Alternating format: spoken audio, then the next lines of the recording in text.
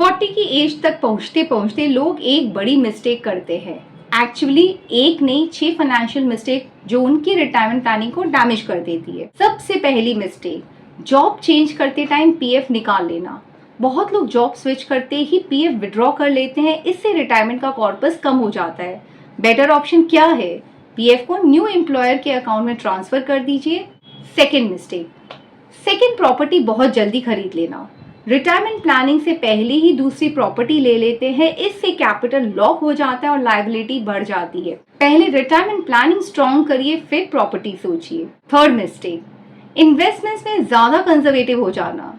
सिर्फ low risk options में पैसे इन्वेस्ट करने से वेल्थ क्रिएशन स्लो हो जाती है, इसीलिए पोर्टफोलियो में ग्रोथ एसेट्स का बैलेंस जरूर रखिए। फोर्थ मिस्टेक, इन्फ्लेशन को इग्नोर करना। अगर आपका पैसा बैंक में 3.5% रिटर्न दे रहा है और इन्फ्लेशन 5 to 6% रेंज में है, तो एक्चुअली आपका पैसा वैल्यू लूज कर रहा है। इसीलिए ऐसे एसेट में इन्वेस्ट करिए जो इन्फ्लेशन को बीट करे। फिफ्थ मिस्टेक, पोर्टफोलियो में बहुत सारी नंबर्स ऑफ म्यूचुअल फंड को रखना। बहुत ज्यादा फंड से डुप्लीकेशन और कंफ्यूजन हो जाता है, इसीलिए पोर्टफोलियो को क्वालिटी फंड्स में एलोकेट करिए। सिक्स मिस्टेक, पोर्टफोलियो रिव्यू ना करना। एज के साथ गोल्स और रिस्क टॉलरेंस चेंज होते हैं, इसीलिए पोर्टफोलियो को रिव्यू और रीबैलेंस करना बहुत ही ज्यादा इंपॉर्टेंट है। अगर आप 40 के आसपास हो तो इन मिस्टेक्स को अवॉइड करिए और अपनी रिटायरमेंट प्लानिंग स्ट्रॉन्ग बनाएं। और अगर आप चाहते हैं कि आपका पोर्टफोलियो सही डायरेक्शन में ग्रो करे, तो आप मुझसे कनेक्ट करना मत भूलिए।